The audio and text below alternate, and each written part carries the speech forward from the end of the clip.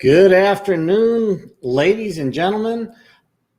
This is the interactive version of One Square at a Time for the episode that we did on Hermione. And although I was hoping that my guest, Brandon, would be on the show with us today, our co-host, he is getting some work done on his car so that he could come out to Vegas here next week and be a part of a show where he's going to be receiving 3 separate awards for his Delight CBD product, as well as for Delight Digital Cafe that we're working on right now. It's been a while since the last time that we were on here, and I am really looking forward to interacting with the audience today. Not sure exactly how many people will be out there today. I know that some people wanted to be there, but were not available. So we'll just see how things go. Anyhow, Delight Digital Cafe is an amazing platform that Brandon and I have been working on in order to be able to bring positivity and tools and helping others to be able to just look at life in a much more balanced and positive perspective. Oftentimes today in the world, we just don't have that same level of and I apologize for a little bit of side activity going on here. I'm trying to get something to come up so that I can make sure that I can see people from Facebook, which sometimes if you're coming in from Facebook, it doesn't transfer over to StreamYard so that I can see your comments unless you have your privacy settings in Facebook indicating that anything that you post is public or for public appearance viewing. A lot of times, even myself, I have my Facebook really set so that my comments are available to friends and friends of friends, but not necessarily open to the general public. And if that's the case, then those comments don't get put over into our StreamYard comment section, and I cannot see them. So apologize if anybody's in that situation. Was really trying to see if we could find a better way to do that. So let me check just one more thing here real quick. And it looks like there are some challenges from the comments perspective in Facebook, but so be it. All right. If you are in YouTube, I should be able to see your comments and we can interact from there. Now, Hermione was an amazing character, I believe, from the Harry Potter series in that she presented a very strong role model, if you want to call it that, for the not only the women, but also for the men in the world today, in that oftentimes the strength of the characters of women in movies have been kind of behind the male protagonist or whatever. And I think that is very much being recognized in today's world. And they are doing things in a way that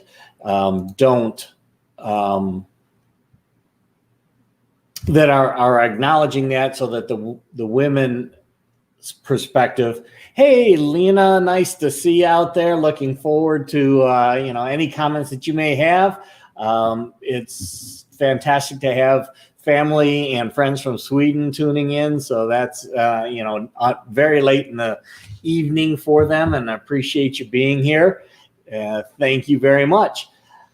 As I was saying, having a good role model for younger women or girls in particular, I think is very important, because then they can continue to grow with that understanding in mind that I don't need to dumb myself down in order to be accepted. It's not my role to stand behind the men or whomever in my life. I can stand on my own 2 feet. I can take the stage. I can stand in the front, and I can support myself and my friends in any way possible. Anders, hey, nice seeing you out there. That's fantastic. Another cousin from Sweden tuned in, so that's phenomenal. And again, just reminding everybody, if you have any comments, questions, things along the lines of how Hermione or anything in particular with regard to feminine energy,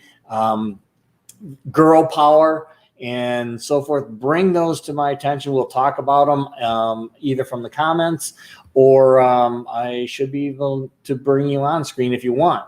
So back to Hermione. She's I think been an amazing role model for girls and boys alike. I think that the whole Harry Potter series really drew the equality of the sexes together, the equality of the masculine and feminine energy.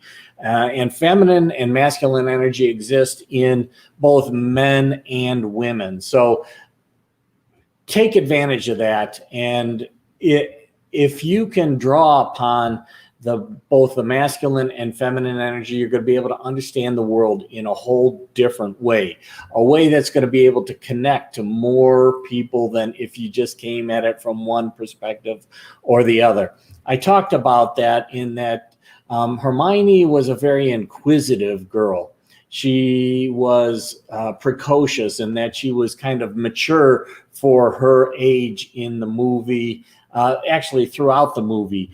And she was also very much inquisitive, meaning she always asked questions. She always did the research. She backed things up, but she was very focused on getting as much of the truth as she could based on everything that was going on around her. And that was where I really found a kind of a connection with myself.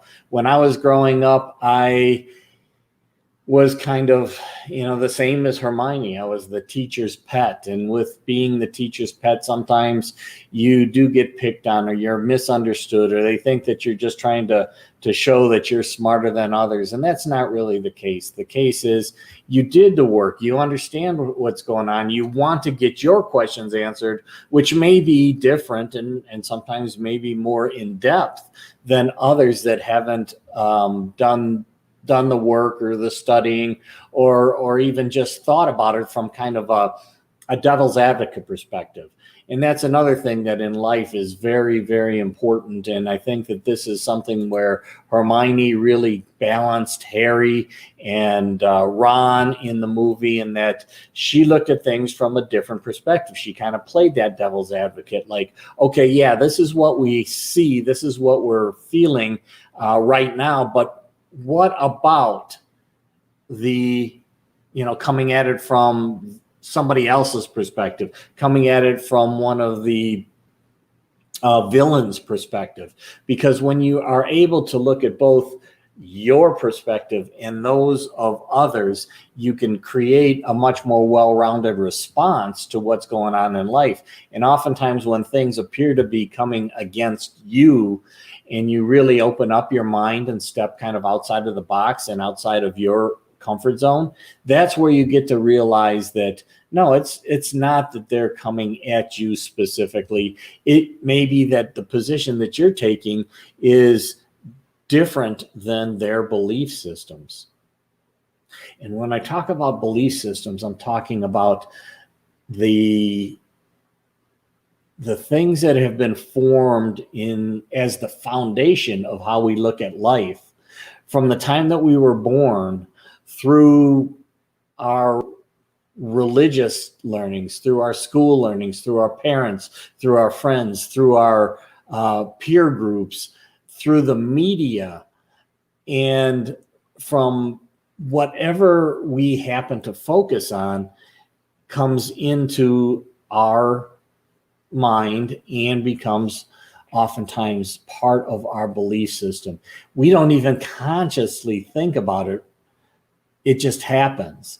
And as a result, oftentimes our belief systems are not ours, but they are the belief systems of those that are around us. And that's something that I've talked about many times in previous episodes, and I will continue to bring it up because it is such a critical component of how the world is perceived by us.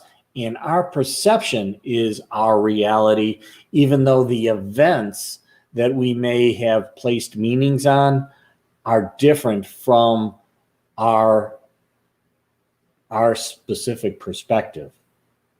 And that's where oftentimes, we have times when we say, this always happens to us, or this is, why is it always happening to me? Why do I always make this mistake? Why do I never get the benefits? Why? And we generalize things. And oftentimes that's part of our belief system. It's part of the way that we were trained, that we kind of project some of our concerns about ourselves, our inadequacies, things along those lines, and we project it onto an event, and then we take it back in and filter it through our belief systems again, and it reinforces, because one of the critical things that we have to understand is that our mind will do whatever it takes to bring our actions and our thoughts in line with our current identity. And when I say current identity, it's because our identities can change. In fact, our identities oftentimes, or our belief systems, are oftentimes situational, meaning that if I may be a believer in the sanctity of life, and I would never do anything to take the life of somebody else.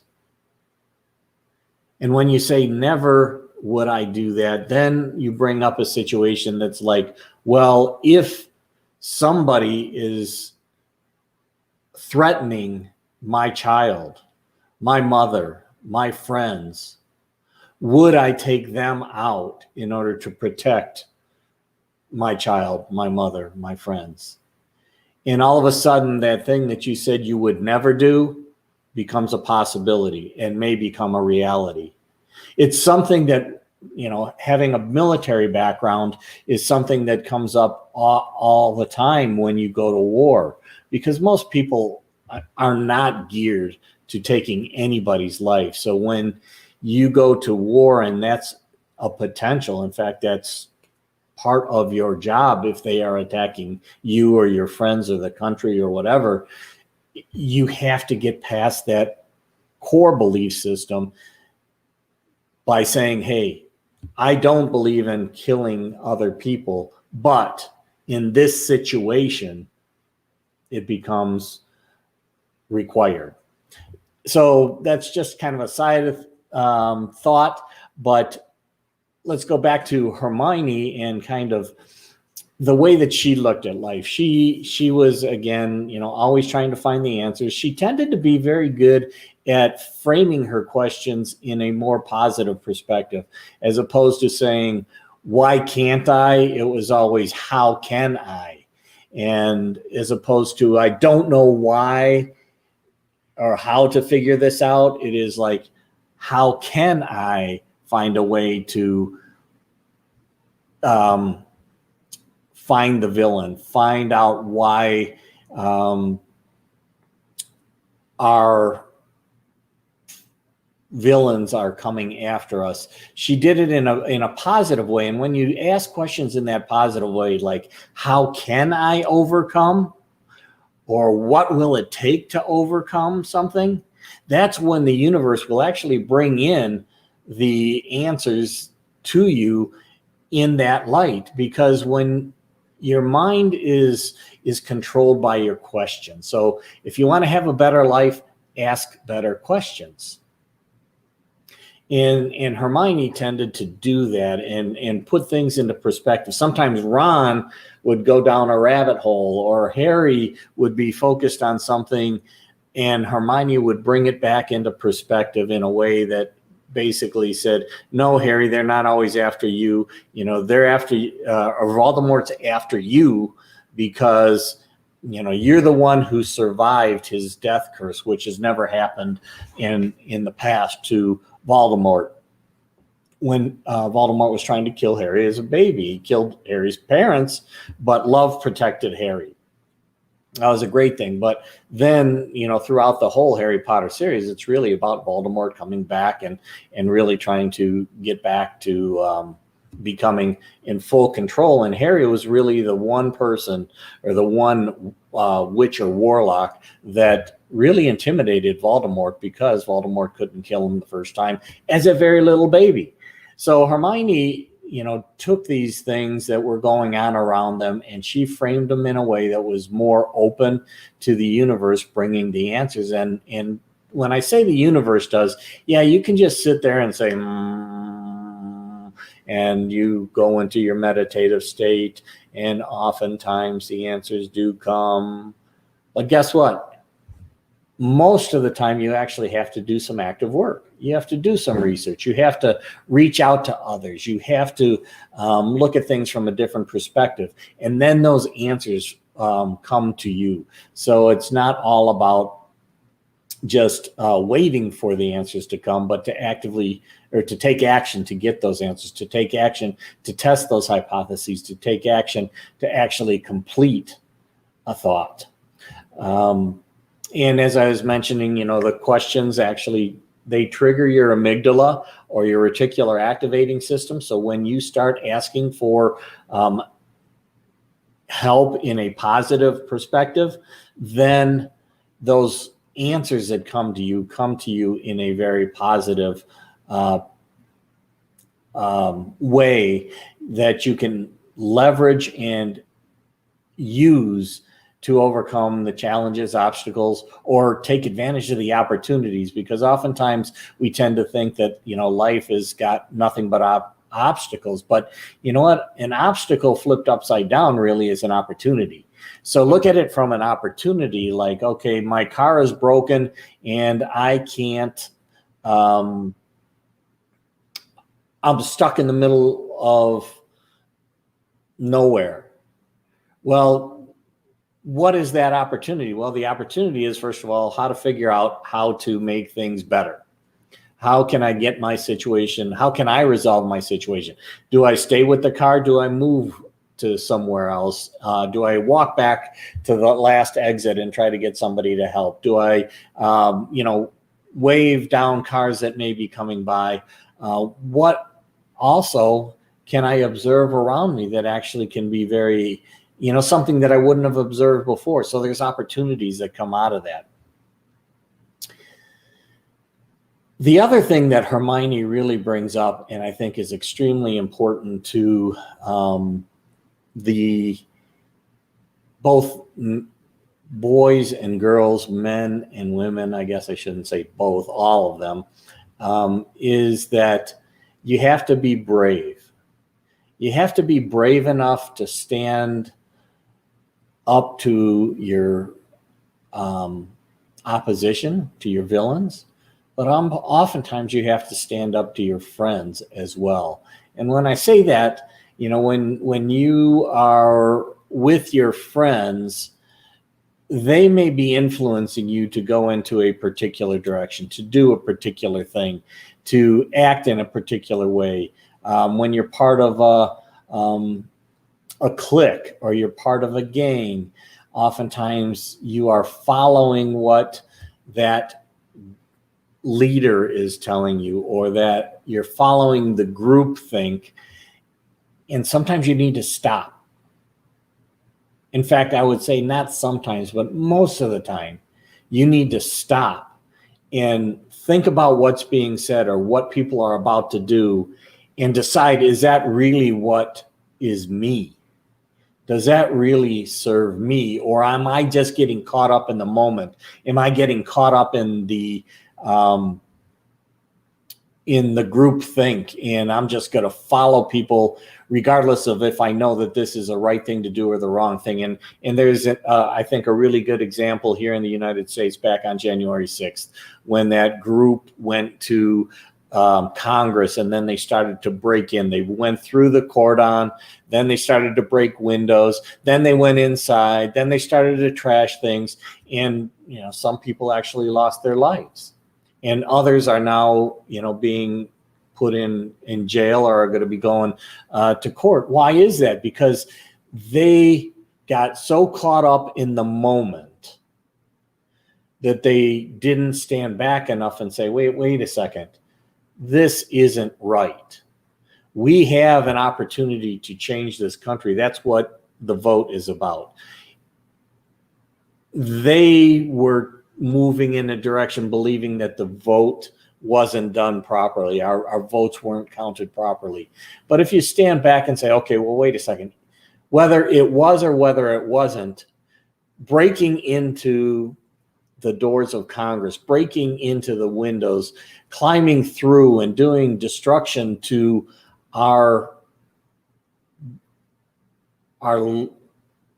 politicians, to our legal system, because legislation actually creates laws, and to recognize that that isn't the right thing to do.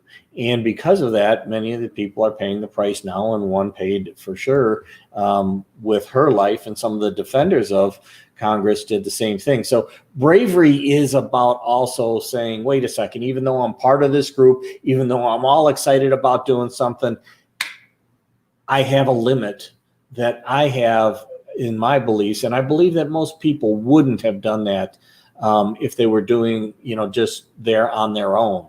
But because they were part of the group, they got caught up into it and they move forward. And this is where you have to step back. You have to be brave enough to say, okay, I appreciate, we are all thinking the same way, but what you're wanting to do and what I believe in are different. And I'm not going to follow you through the doorway. I am going to stay back and civilly protest, which is something that we all have the right to do. And Hermione actually demonstrated that, where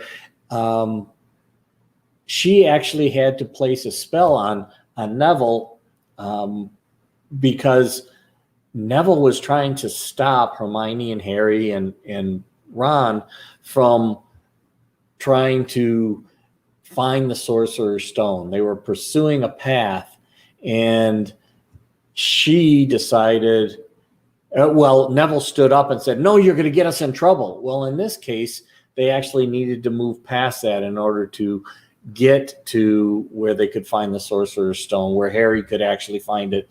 And she had to put a petrifying curse on Neville in order to stop him from stopping them, so that they could move forward. So I'm not saying that all the time, the group think is wrong. I'm just saying you need to evaluate each and every situation.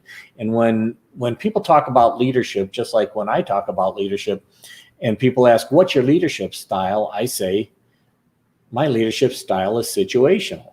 It depends on the situation. There are times in life where you can be democratic and you can get everybody's input, and then you can do what the consensus wants to do. But there's other times where you have to take charge and say, nope, sorry, Neville, I'm going to have to put you aside so that we can move forward. And I'm taking control. I'm casting the spell. I am doing that type of thing so that we can all progress together. I see where Fernando is saying that, Hermione would be stronger than Harry if she wasn't a Muggle. I think that Hermione probably is as strong as Harry, to be honest. She just was a part of Harry's team, recognizing that at least in terms of getting to Voldemort, there was only one person that was really going to be able to take Voldemort out, and that was Harry, and that is all because of the way that Voldemort could not kill Harry when he tried in the past. So that's where I think that, what J.K. Rowling did in creating the character of Hermione, of Molly Weasley, there are many very strong, positive, feminine or women role models in the Harry Potter series, which really equate to the strength of the male role models, whether even Professor McGonagall and Professor Dumbledore. Yeah, Dumbledore was kind of looked at as the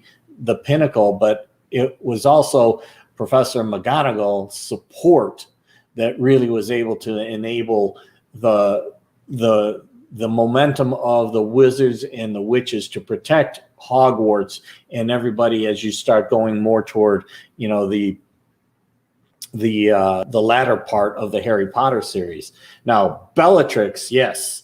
Fernando brings up Bellatrix. Bellatrix was a bitch, absolutely. And she represents the evil villain, but also what I liked about Bellatrix, in particular Bellatrix, but there were others,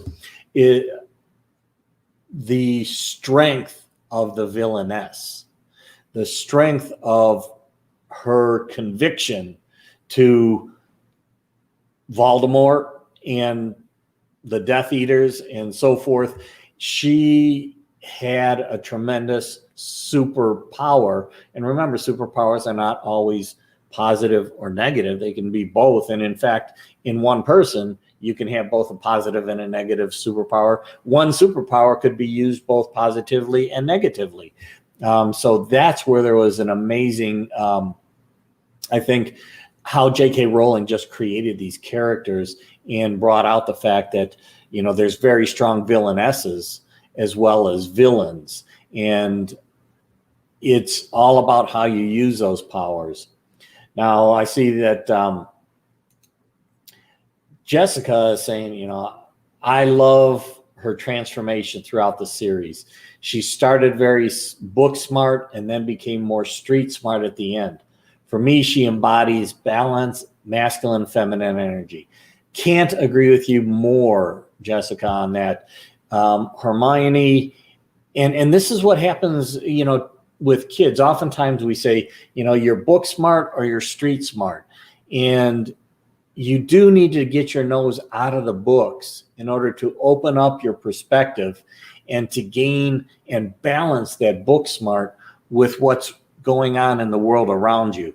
It's about balancing or taking into different perspectives, as I mentioned, as in order to really leverage what we learn in books in life. When I was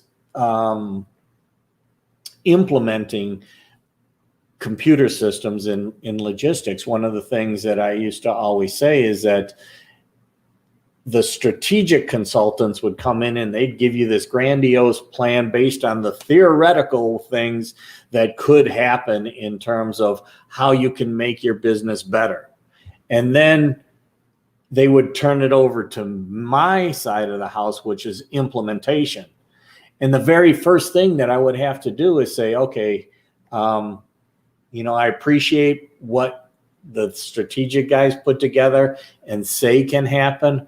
But guess what? When you bring that theory into reality, you bring people into your business, which that is the name of my business. Businesses are people too. When you bring people into the equation, that theory may not be possible. The theories tend to be around ideal situations, and life is rarely an ideal situation. And you have to take into consideration that street smart and bring it back to where people can do certain things and what people are willing to do in order to be able to overcome obstacles, implement new ways of doing business, implementing new things in life. There's the theoretical stuff that psychologists tell you can happen. And then there's the reality of being able to say, okay, this is a concept. It can, and we need to look at it, but implementing it in our life may take a while. It may take changing it a bit. It may take looking at it a bit differently, because the reality of life is not the same as the theory behind which most of these hypotheses and oftentimes political systems and policies are built on theory, not on the reality of people actually wanting to follow those types of things. So Jess also brings up, it's so cool to think about if Hermione even Ron and Harry didn't go through all the real life application, would they be as brilliant of wizards as they became to be? And that, I think, is going exactly along with what I was just talking about. If you're a wizard, or if you're a professor in a college and you teach and only understand the theory, and you've actually never been out on the street to actually try and implement it or see how it works out on the street, then your strength and your ability to really connect with people is limited.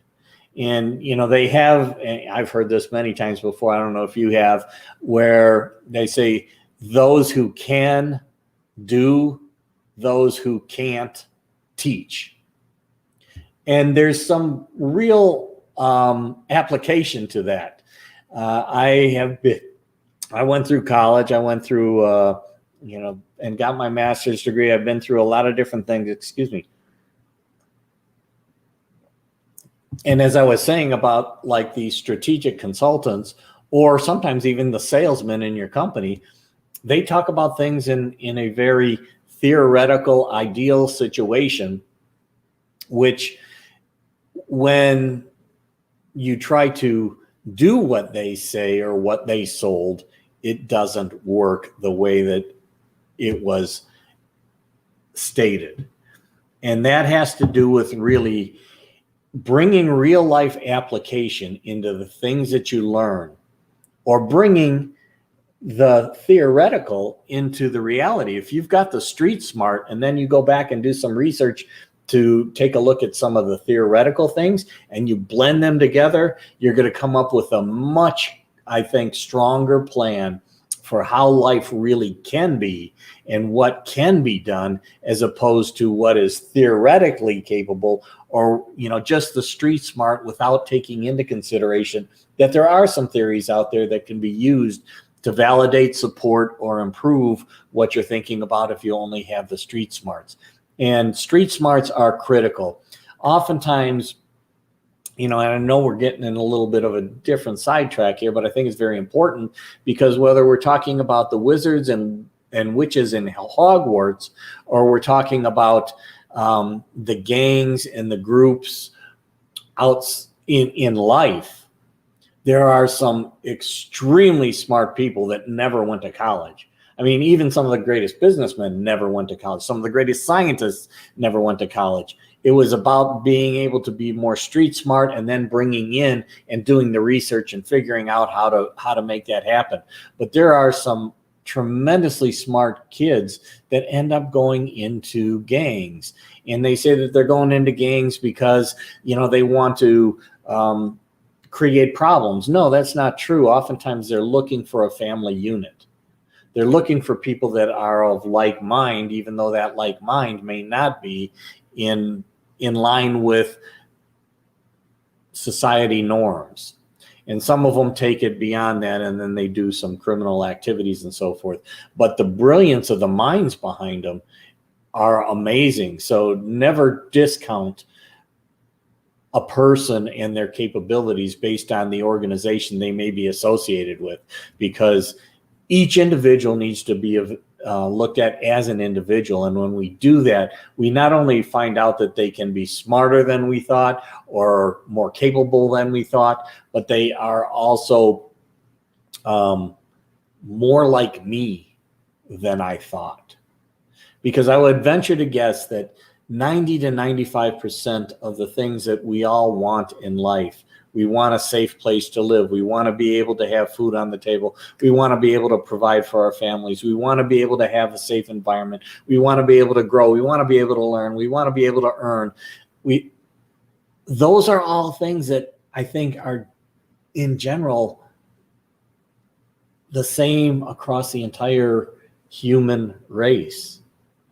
It is that 10% or that 5% or that 1% of things where we differ in the way that we view life that is what causes conflict, what causes war, what causes us versus them, what causes black versus white, what causes red versus blue. We live in we need to recognize we live in the gray. We live in the spectrum of color. We live in a spectrum of energy that is beyond what we can see. It's beyond the frequencies that we can hear. It's in the ultraviolet. It's in the infrared. It's in the energy of the universe. And we need to recognize that's what we live in. We don't live in just black and white. We don't live in just red or blue. It's not just us or them. It's one race, the human race, and to recognize and to appreciate differences in beliefs and thoughts, because it's that generates new ideas. And when I say new ideas, I don't really mean that.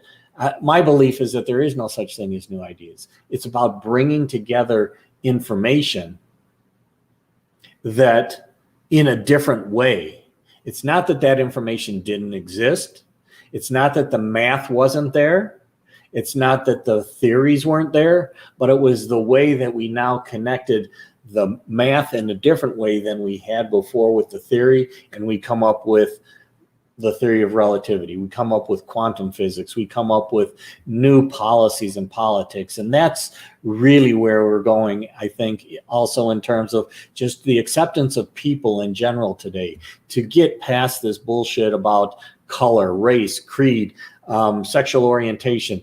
That's all bullshit, because that's that minor, 10 or 5% or 1% that I'm talking about. But yet that is the part that is dividing ourselves. And when we divide, we do not achieve as much as if we can work together. You know what they say, like divide and conquer. That's how you destroy the United States from within. If we can divide our country into many different pieces, it's much easier to influence and to break our core values down and out of our society, because we have now created conflict within the society. And we don't have to the enemy doesn't have to go to war with us. They're just pushing to have everybody kind of conflict with each other because of this very small amount of things that we actually don't see eye to eye with. And that's where we really need to focus on.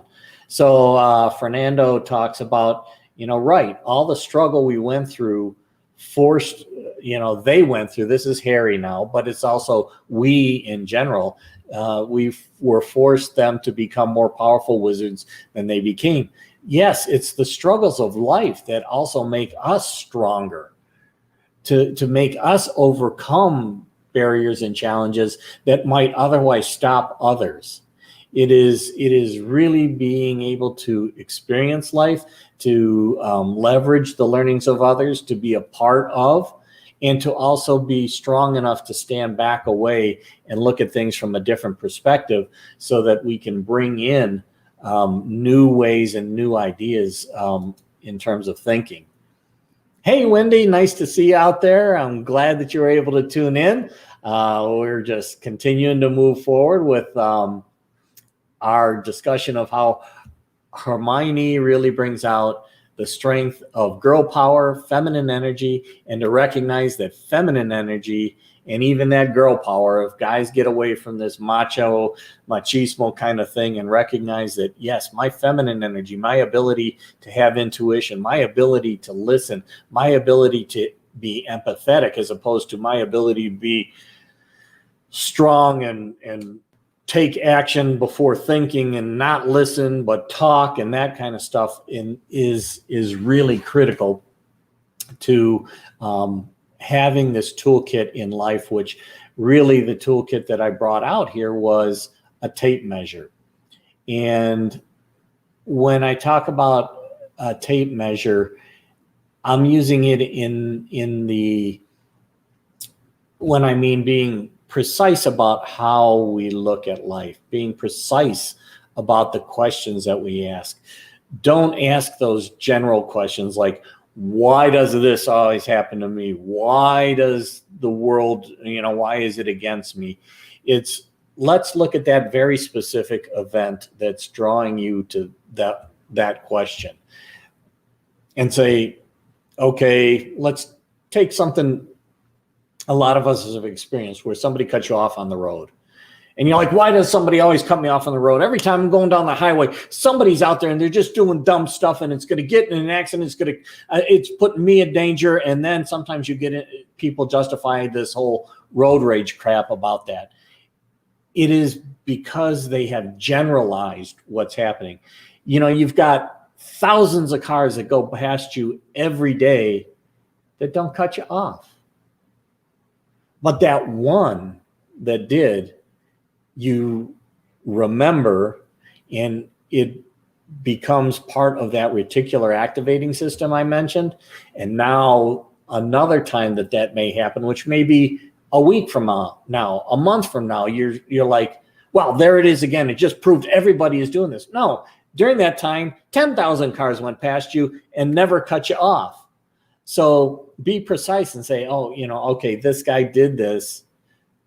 I don't know what's going on in their mind. Maybe they're rushing somebody to the hospital and they're trying to get there real quick. Maybe they had a bad day and they're just, trying to get home before, they lose it all. There's many different reasons that people do what they do, and we don't know what's going on behind their minds. Just like in Harry Potter, we get an opportunity to kind of watch it from the outside and see all these different things taking place. But if you are that individual character in the movie, in the book, you don't have the benefit of seeing what Harry is thinking, what Voldemort is thinking, what Bellatrix is thinking. You don't have that background, so you're responding. And oftentimes I say we're reacting because we haven't thought about it enough to actually respond. That we blame things on people that are really oftentimes our own inadequacies, or how we feel inadequate about ourselves, and we project them on others. And we say that, because there's times that we've actually cut people off on the road too. We may not recognize it. The guy behind us did. They may come around and try to, shake their finger at you. Hopefully that's all they do. But there's times that we make mistakes too. And it's not always, the case that happens. And that overgeneralization, as, Jessica is saying, overgeneralization is something that I say that myself even, worked on personally and started speaking about. This is what we have to recognize, is that we do that. I do that. We all do those things. And it's not that you're ever going to stop doing that. The key is that we recognize that can happen. We recognize that we have our own biases, that we have our own belief systems, and oftentimes that our belief systems are bullshit.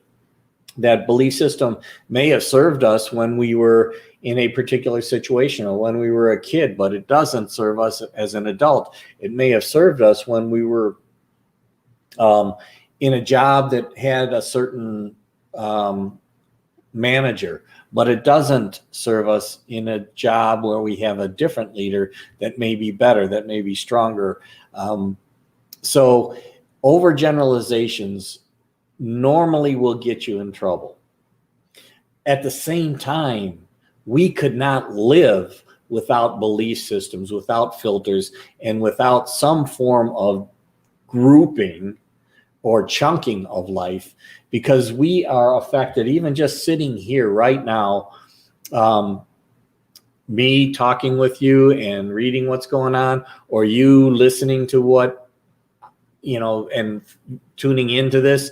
There are literally millions of stimuli that are going on around us, whether it be the air that's, flowing past us, a smell, a light, a squirrel that's running by, there, and at the cellular level or at the energetic level, there's so many things that we have no perception of that is coming into our brains, in through our eyes, in through our ears, in through our senses, that our body has to chunk and has to accept without really thinking. Otherwise, we'd go crazy. There's just no way we can handle life with everything that, if we perceived and felt everything that's going on. In fact, sometimes, and I believe I mentioned this in the recorded version, is that some people that have what are called mental disabilities or challenges are oftentimes, their brain is not able to chunk or to generalize or to group things together, and as a result, they're being bombarded by so much stimuli. They're getting overstimulated and they can't process that. Our brains a normal brain can't handle that.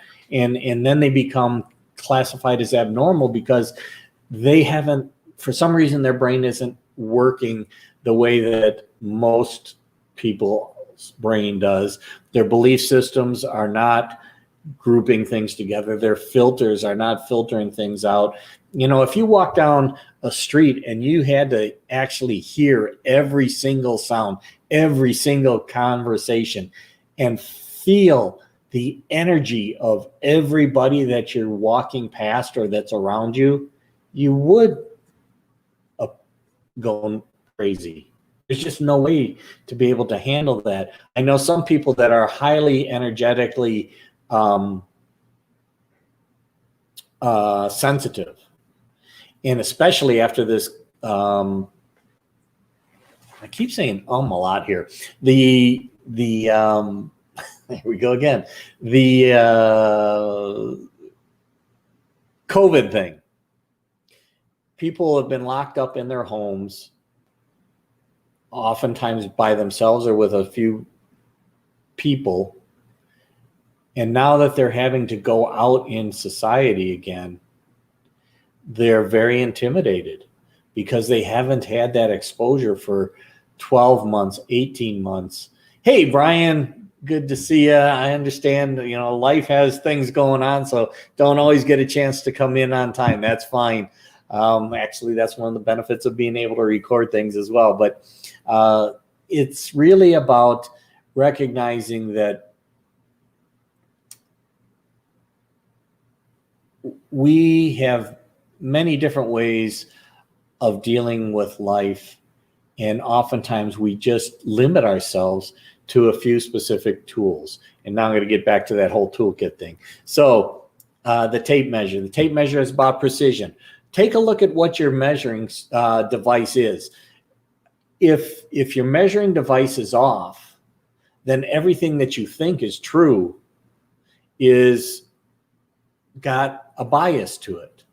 So if you're looking at a level, that tells you if something is even, but there's something wrong in that level, so that it actually says that when you're like this, that is level, it's even.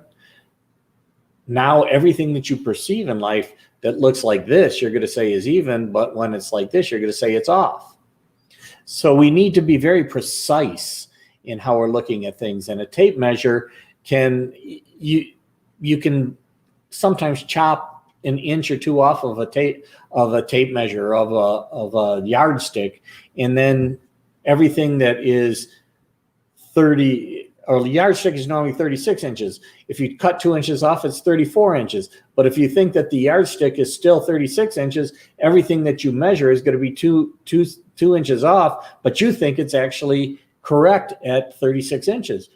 We have to look at our belief systems and how we view life in that same manner. We have to constantly check our measuring devices, our belief systems, our filters, the source of the information that we're getting. And in today's world, that's really important because so much of the information that we're getting is from the internet that is completely unfiltered, and a lot of it is not researched. It's just people giving their opinions, and everybody has an opinion, but that opinion doesn't make it true. And just because 10,000 people follow that opinion doesn't make that opinion true. It just means there's 10,000 people that really never evaluated what was being said as somebody else's opinion.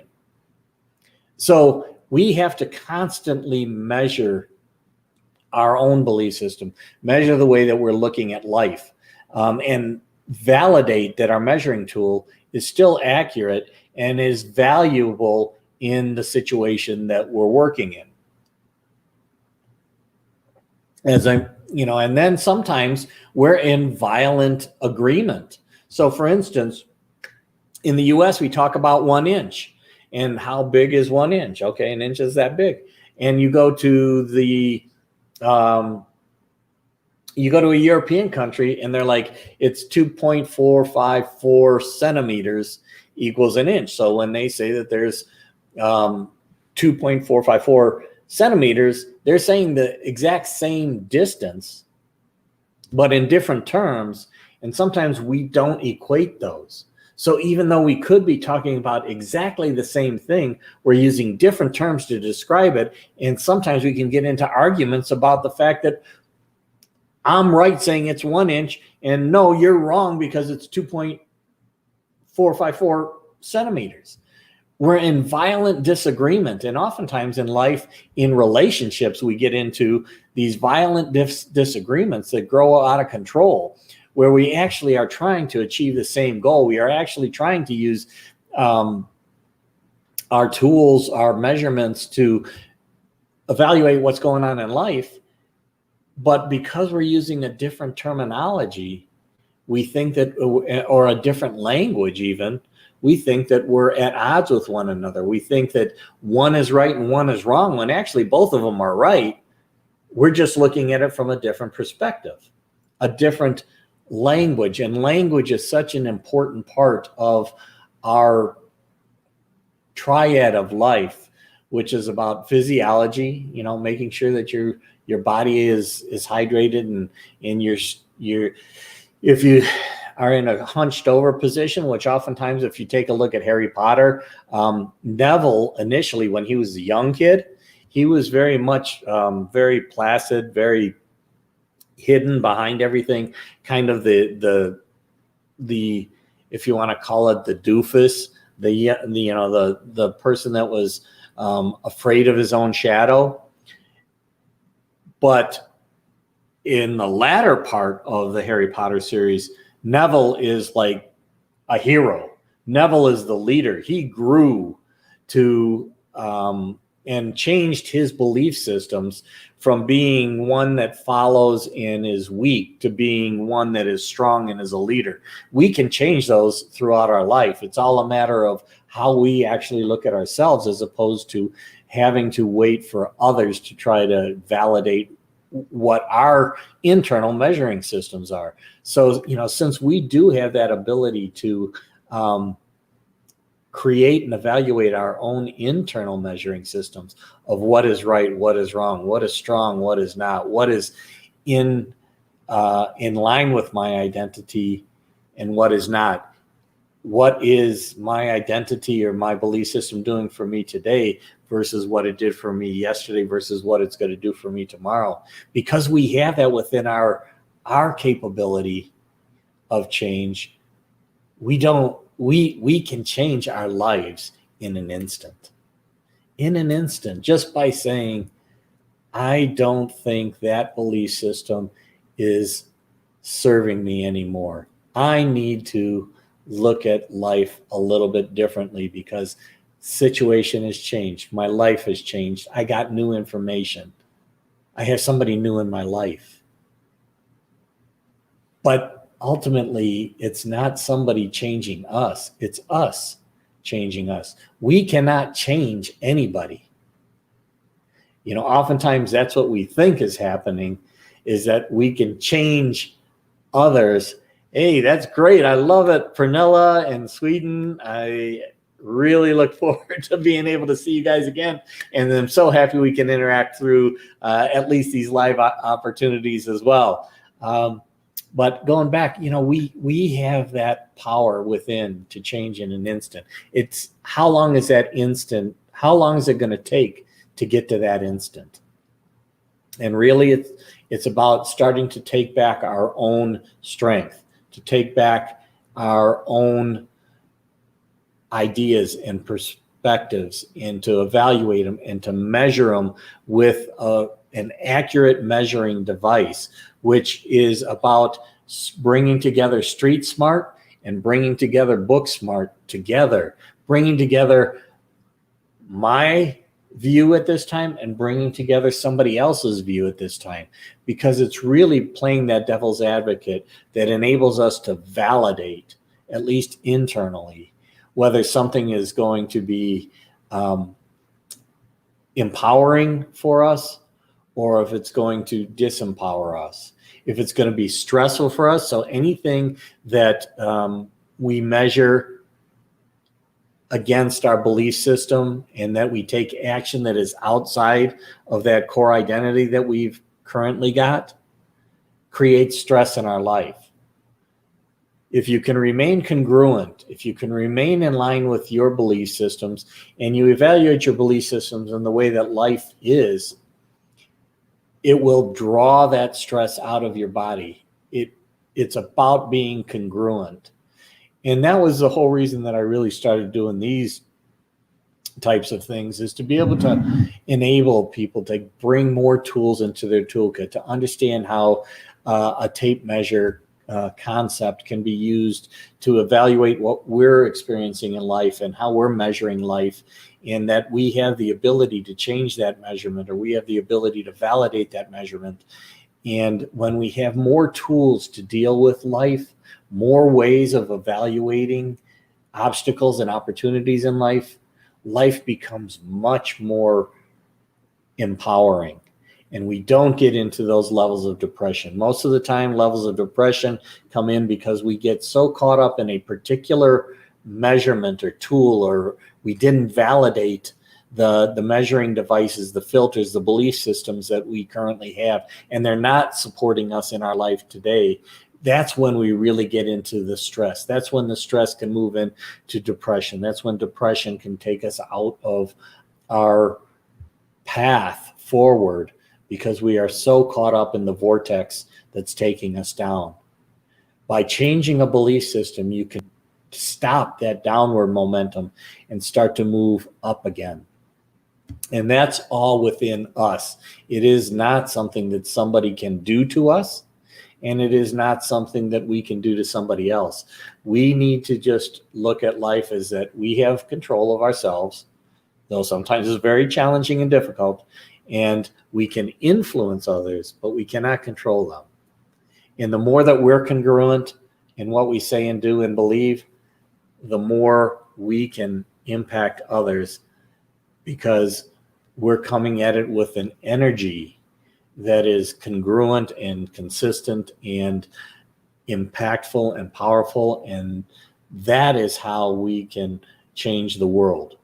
So Hermione is really just an example of how the feminine, how the girl power in the world today can really be beneficial to recognize the strength of women, which is over half of the population of the earth. And that oftentimes that part of because of the beliefs within certain societies, are pushed down rather than brought up to be equivalent to men. And when I was in business, I always found that if I had women strong women on my team, women that were willing to, stand up, because oftentimes men can try to push things down, or the masculine can try to push things down. When you get through that and you can stand up and bring about that intuition, that empathy, that listening, that internal gut feeling that women and the feminine energy has much stronger than the masculine, that's when a team really comes together and produces results that are phenomenal. When it's only one energy or the other, it's much more challenging. So I'd like to thank everybody for their interaction today. I love it. Hopefully one of these days we're going to be able to actually bring you up on camera here. I wish Brandon the best. I know he's out there trying to get everything ready so he can come out here to Vegas next week and get in the awards, and that we can actually talk to investors about, possibly helping out in bringing Delight Digital Cafe to a greater part of the world. So thank you so much. I appreciate everybody. Anders, Jessica, Pernilla, Lena, Brian, Fernando, thank you for being there. Looking forward to catching up with you next week. We're going to drop a new recording on Monday. We'll talk about it on the Java Delight Show on Monday and give you an opportunity to watch that before we do our next interactive session. And next week, we're going to have to see, because we're going to be at this conference, so we may have to change the time a little bit. Otherwise, take it easy. Have an amazing, amazing weekend. Remember, it is through the way that we measure and use our measuring tape that oftentimes is the difference between something being empowering and something being not so empowering. Thank you all, and we'll talk to you next time. Take care.